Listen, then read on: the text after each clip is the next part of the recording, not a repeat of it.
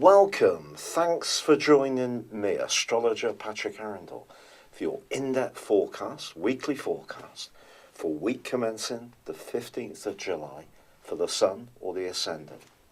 If you've yet to subscribe to my channel, I'd be really grateful if you did so now. This week, put simply, could be one of the most potent and powerful of the whole year.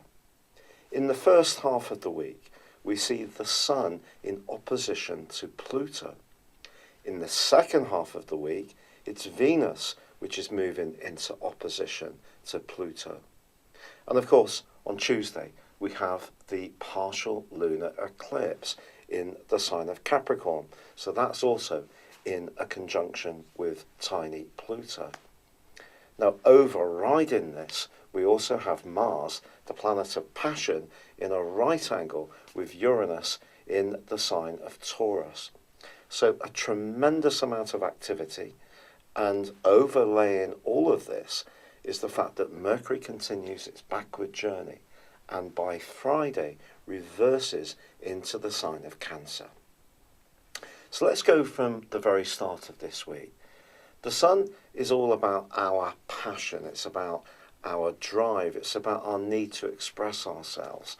In the sign of Cancer, it's asking us to be more mindful of nurturing, of being much more aware of our environment, issues of security, family, and how we interact with other people close to us. Pluto and, of course, the lunar eclipse, however, are in the rather more material sign of Capricorn.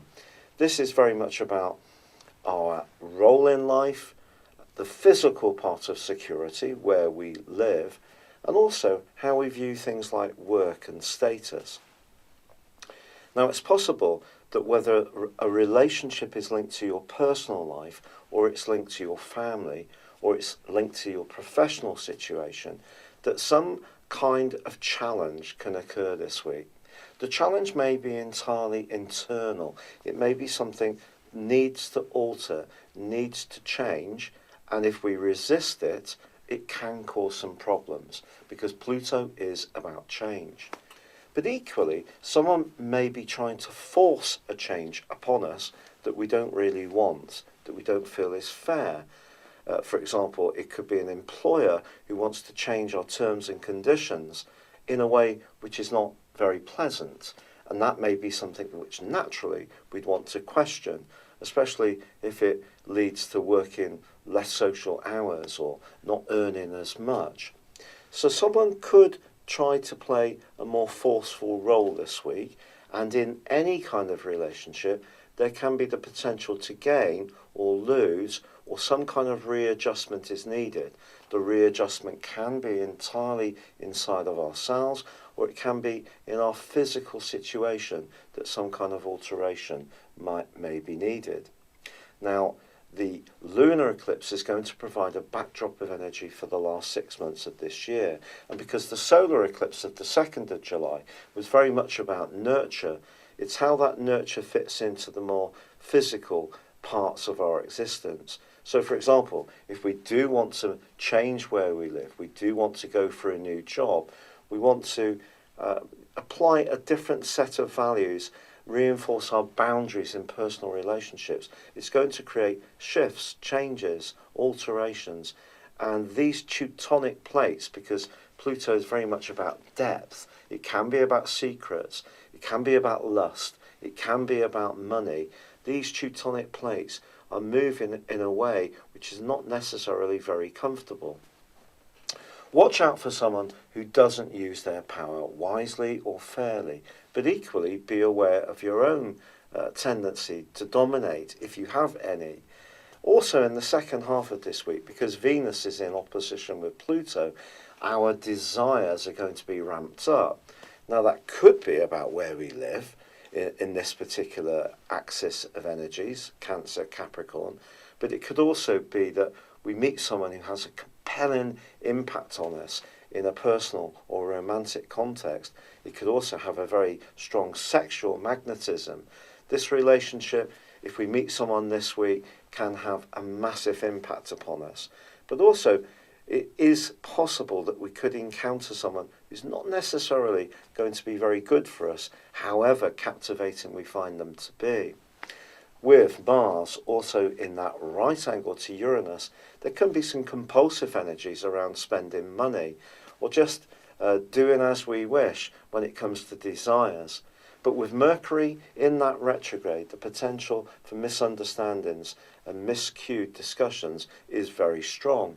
So by the end of the week, as Mercury moves back into the sign of Cancer, where frankly it's not at its happiest, we need to make sure that we continue to articulate how we feel in as clear a way as possible.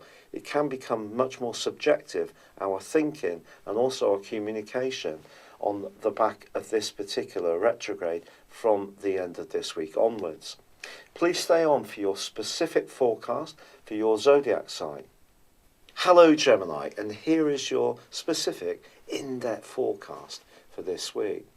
Communication is usually an open book to you, but with Mercury, your ruler, in retrograde and inverting back into the sign of Cancer on Friday, I do feel that something to do with technology, a communication with a sibling or a neighbour, or something to do with an email or a text may need care earlier in the week. But from Friday, I think your thinking really can centre on resources, or at least your self-worth, what you're drawing into yourself in sense of goodness from the universe. Now this is interesting because of course there is a lunar eclipse this week. This partial lunar eclipse also is going to be combining with the mighty but tiny Pluto. It's possible that something could be revealed this week which can be intriguing, fascinating, or quite startling. It depends on your exact circumstances. But it's certainly not a time to take any kind of close relationship or association for granted, because Pluto's about transformation, but it is about secrets and most certainly about power. So how you view something and your value system is going to be potentially compromised by someone else's. And also with Venus in opposition with Pluto this week, desire can be very, very strong.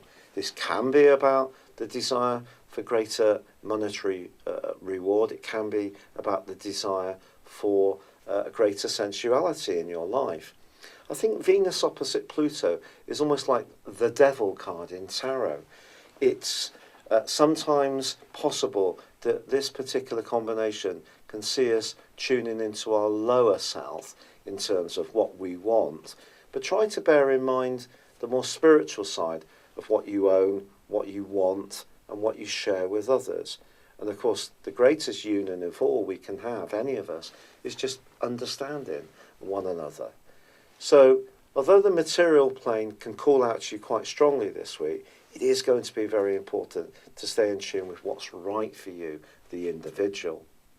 It's been a real pleasure being with you. As I said before, I'd absolutely love it if you would subscribe to my channel if you've not before. But for now, good luck and goodbye.